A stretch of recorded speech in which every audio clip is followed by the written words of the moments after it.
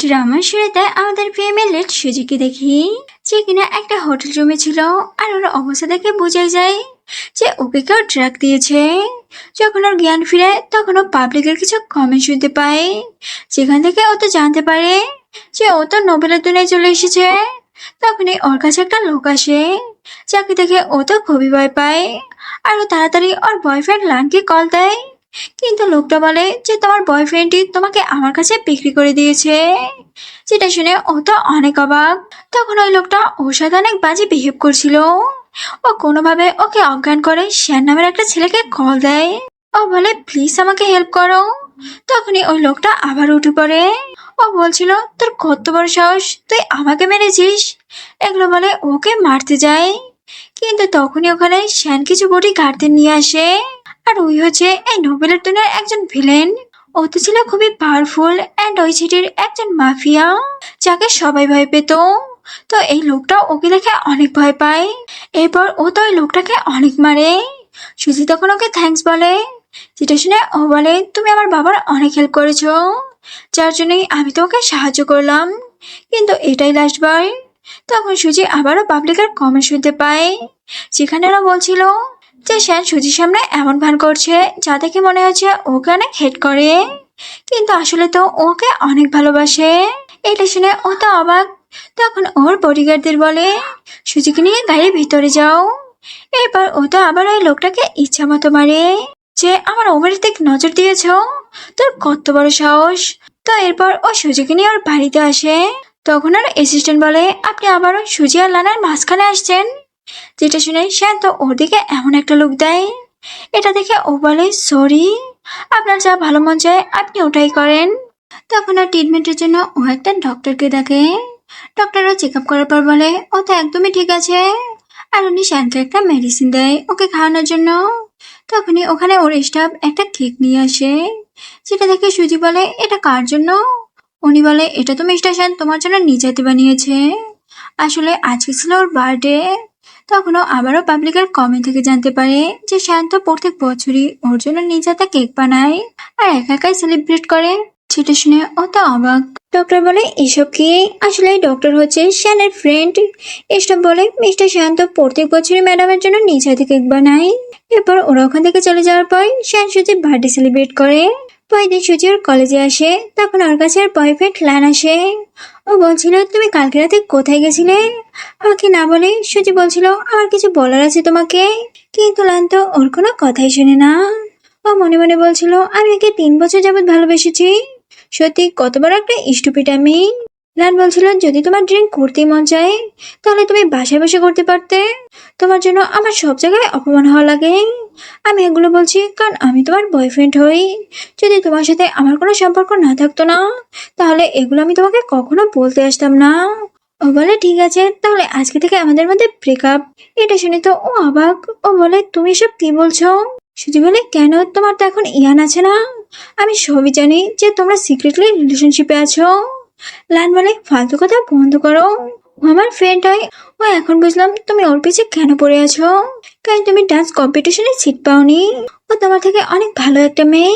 সুজি বলে হ্যাঁ ও তো এখন ভালো মেয়েই হবে, তো যাও না ওর কাছে, আমি তো তোমার সাথে সব শেষ করে দিয়েছি, আজকে থেকে অফিসিয়ালি আমাদের মাঝে ব্রেকআপ। তখন ওকে 2টা থাপ্পড় মেরে ওখান থেকে চলে যায়। যেটা দেখে কলেজের সব স্টুডেন্টরা তো অবাক, কারণ ওরা ছিল কলেজের পাওয়ারফুল কাপলদের মধ্যে একজন। তো কিছুক্ষণ পর সুজির কাছে ওই মেয়েটা মানে ইয়ান আসে। ও বলে যে আমি শুনেছি আমার জন্য নাকি তোমাদের মধ্যে ঝামেলা হয়েছে, আমি চাই না আমার জন্য তোমাদের এত সুন্দর সম্পর্কটা নষ্ট হোক। ও বলে নাটক বন্ধ করো, লিস্ট আমার সামনে এটা করতে এসো না। তখনই ও লানকে দেখে ওরা অ্যাক্টিং শুরু করে দেয় যে সুজি প্লিজ আমাকে আর মেরো না। লান তো এটা দেখে সুজির উপরে অনেক চিল্লায়। ইয়ান বলে আমি তো ওকে বোঝাতে এসেছিলাম যে আমাদের মধ্যে তেমন কোনো সম্পর্ক নাই, কিন্তু ও তো আমার কথা পুরো না শুনেই আমাকে থাপ্পড় মেরেছে। আসলে ওরা তো অনেক রিস্ক, তাই যা কিছু সবার সাথে করে যেতে পারে। লান বলে তুমি রিস্ক বলে এটা করতে পারো না। এটা দেখে সব স্টুডেন্টরা বলছিল সুজির ফ্যামিলি তো অনেক রিস্ক, আর ওর বাবা এই কলেজে প্রত্যেক বছর অনেক টাকা ডোনেশন দেয়, তার মানে এটা না যে ও পুরো লোকদের বুলি করবে। যেটা শুনে সুজিও তো কান্না শুরু করে দেয় যে আমি কিছু করিনি, ওই উল্টা আমাকে মেরেছে, এমনকি কালকেও আমাকে ওয়াশরুমে লক করে দিয়েছিল। যাতে আমি ডান্স কম্পিটিশনে না যেতে পারি। আমার ফোনে ওগুলো সব প্রুফ আছে। যেটা শুনে ইয়ান বলে ও মিথ্যা বলছে, আমি এসব কিছু করিনি। না তো এটা শুনে ওর হাত থেকে ফোনটা নেয় আর ওকে ধাক্কা মেরে ওখান থেকে ফেলে দেয়। এরপরও ওই ফোনটাকেও ভাঙতে দিয়েছিল। তখন ওখানে শ্যান আসে, ও তো লানের হাত থেকে ফোনটা নিয়ে নেয়। এরপর সুজিকে ওখান থেকে উঠায়।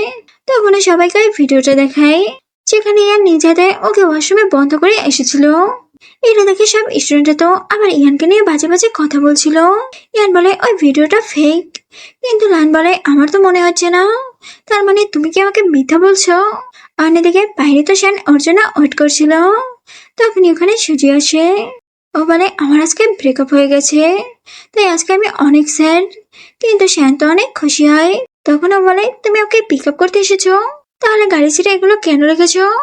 এত জিনিসপত্র আমি কোথায় বসবো? শ্যান তো এটা শুনে ওকে সরি বলে। যেটা শুনে ও বলে মিস্টার শ্যান সরি বলছে, তাও আবার আমাকে।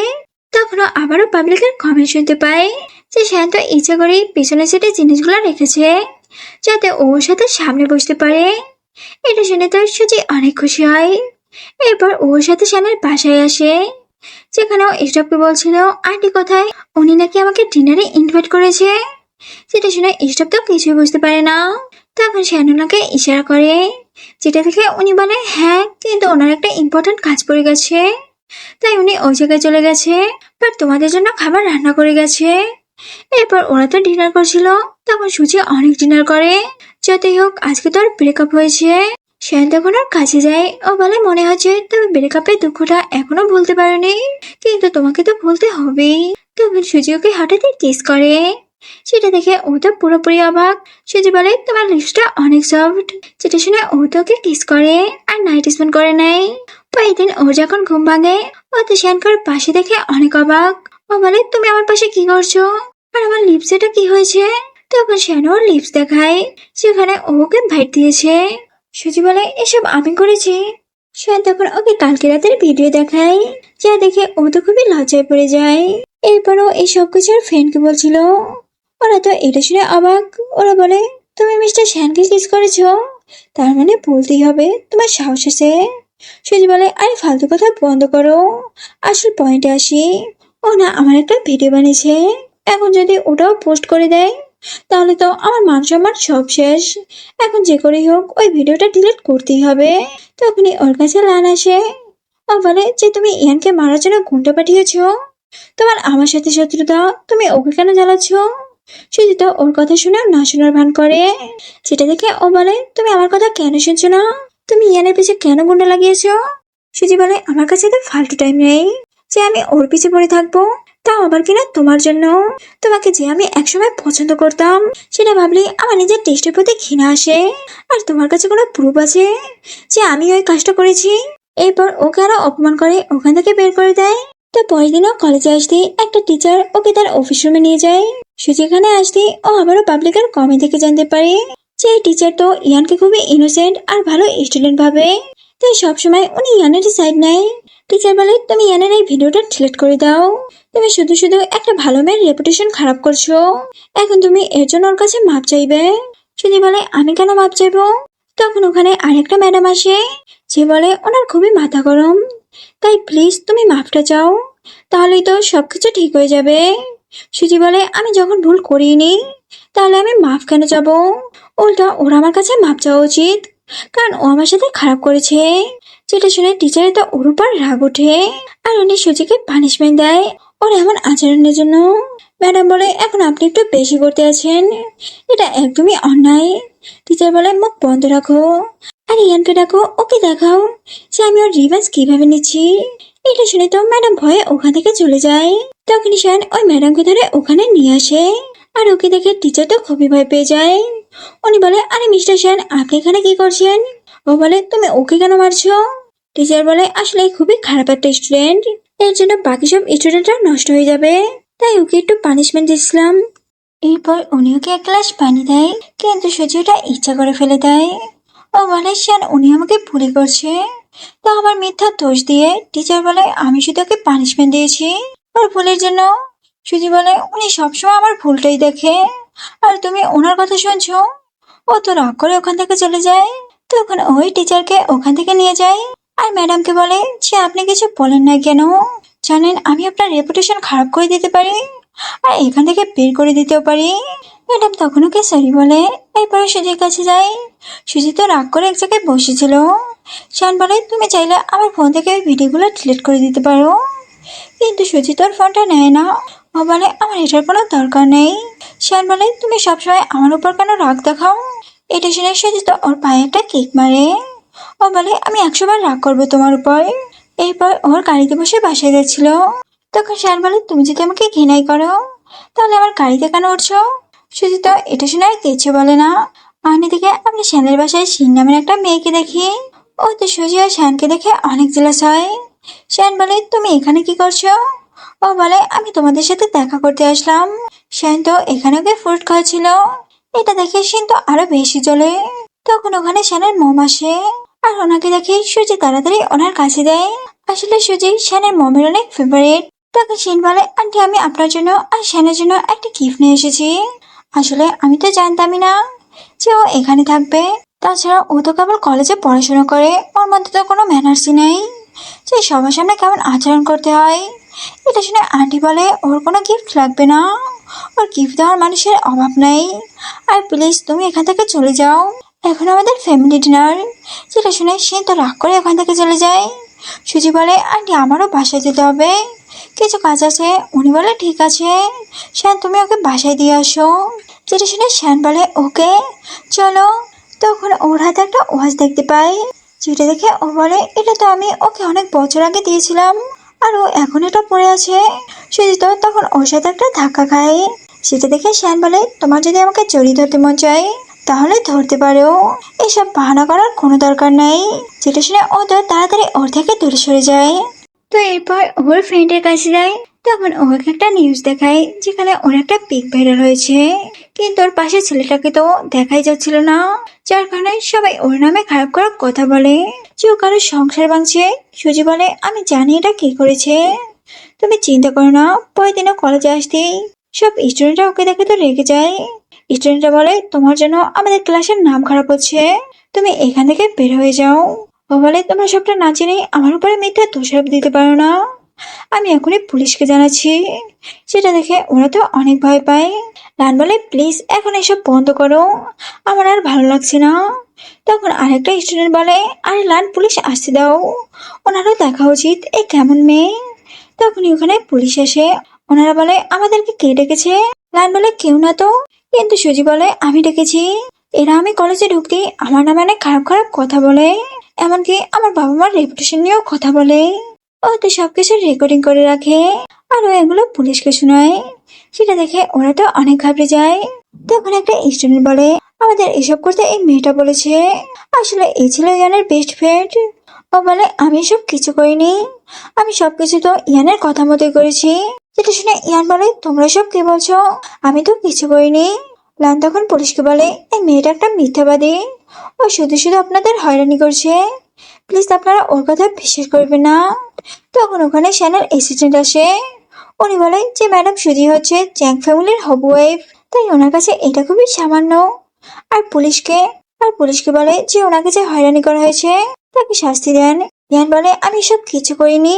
পুলিশ বলে তা তো জানতেই পারবো অনেক কে মিথ্যা বলছে আর কে সত্যি। এরপর ও যখন ওখান থেকে বাইরে আসে তখন লানোর কাছে আসে।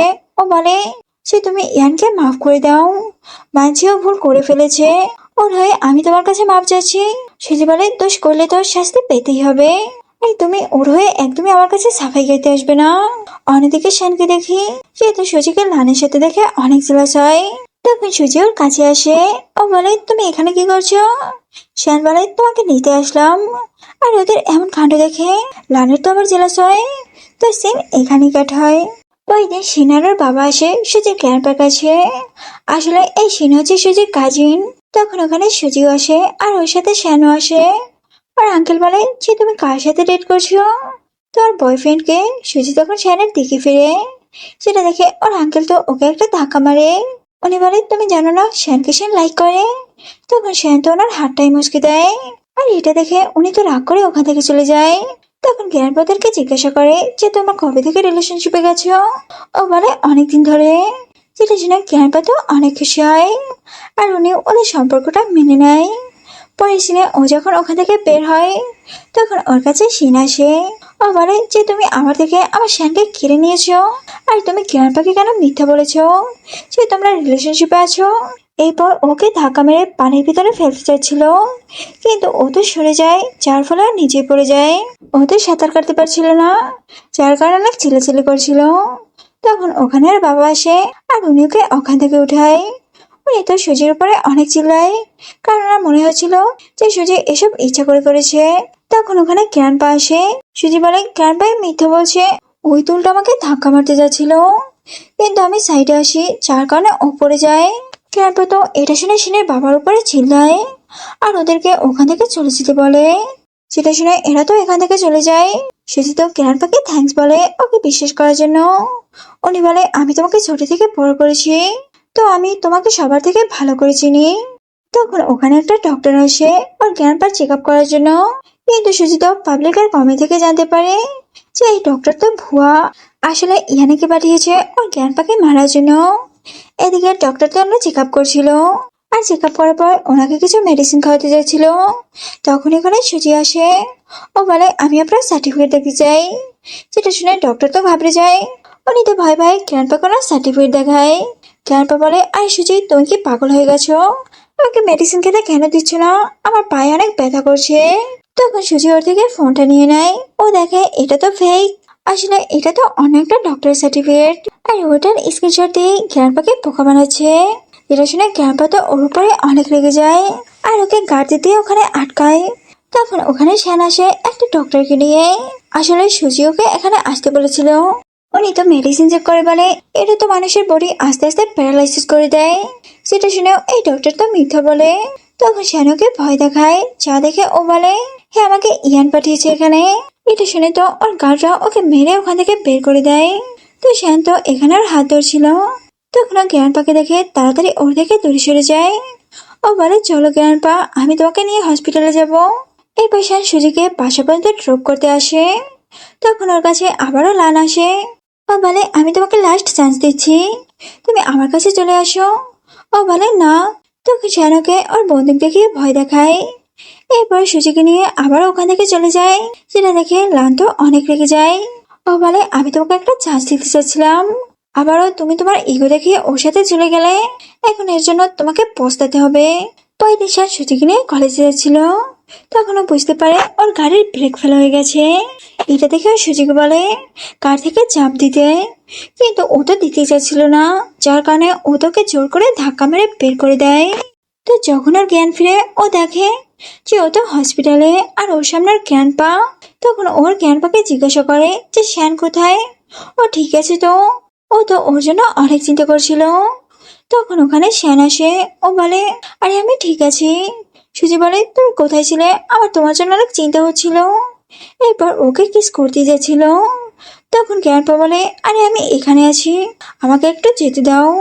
তখনই হঠাৎ ও অজ্ঞান হয়ে যায়। যেটা দেখে ডক্টর বলে ও তো মাথায় আঘাত পেয়েছিল, তারপরও ও তো শুধু তোমার জন্য চিন্তা করেই যাচ্ছিল, যার জন্য ও তো ঠিক টাইমে ও ট্রিটমেন্টও করেনি। তখন সুজিত ওকে আড়াল থেকে দেখছিল। এমন সময় ওখানে লান আসে, আর ও আবারও ওকে ওর সাথে যেতে বলে। সেটা দেখে ও তোকে একটা থাপ্পড় মারে। ও বলে আমরা 3 বছর ধরে রিলেশনশিপে আছি, আর তুমি সামান্য একটা কারণে আমার সাথে এমনটা করতে পারো না। অন্যদিকে শ্যানকে দেখি ও তার আড়াল থেকে এগুলোই দেখছিল। সেখানে লান আবার সবকিছু ঠিক করতে বলে। শ্যানের তো এসব শুনে অনেক রাগ উঠে। সুজি বলে তুমি ছোট বাচ্চা না, আমি কতবার বলেছি যে আমি এখন আর তোমার সাথে কোনো সম্পর্ক রাখতে চাই না, তারপরও কেন তুমি এখানে এসেছো। লানুর এসব কথা শুনে তো রেগে যায়, আর ওকে মারতে যাচ্ছিলই। তখনই শ্যান আসে আর ওকে একটা পাঁচ মারে, আর জেলাসি ঠেলায় সুজিকে জোর করে কিস করে। সেটা দেখে ওকে একটা থাপ্পড় মারে। শ্যানের তো এই জন্য অনেক খারাপ লাগে। ও বলে তুমি এখনো ওকে পছন্দ করো। ও বলে না, তার মানে এটা না যে তুমি আমার সাথে যা মন চায় ওটাই করতে পারবে। তো সিন এখানেই কাট হয়, আর আমরা সুজিকে একটা বাড়ি দেখি। ও তো খুবই ড্রিঙ্ক করছিল, আর ওখানে আমরা সিনকেও দেখি একটা লোকের সাথে। ওই তো সুজিকে দেখে মাথায় একটা প্ল্যান আসে। ও তখন ওয়াইনের ভিতর ড্রাগ মিশিয়ে ওর কাছে যায়। ও বলে আমি জানি তুমি অনেক স্যাড, তাই তোমার সাথে ড্রিঙ্ক করতে আসলাম। ও বলে এটা এত ভালো কথা আমার সাথে বলে না। তখন ওর আসল কাহিনীটা বুঝতে পারে। তাই ও বুদ্ধি করে ওই গ্লাসটা চেঞ্জ করে দেয়, যার ফলে সিনিয়র ড্রাগ মিশনের ড্রিঙ্কটা খায়।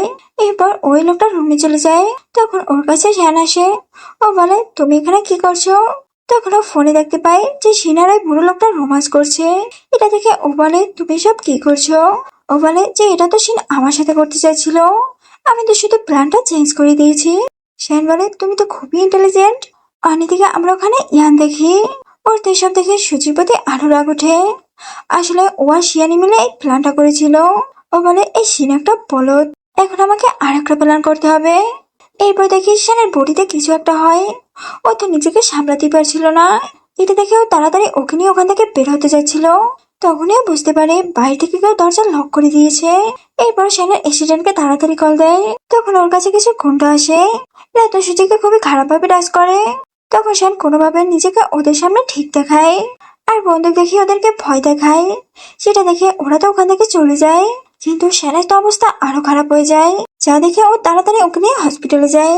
পরের দিনও শ্যানকে জিজ্ঞাসা করে, তুমি শিনকে কি লাইক করো? ও বলে, না, আমি তো শুধু তোমাকে পছন্দ করি।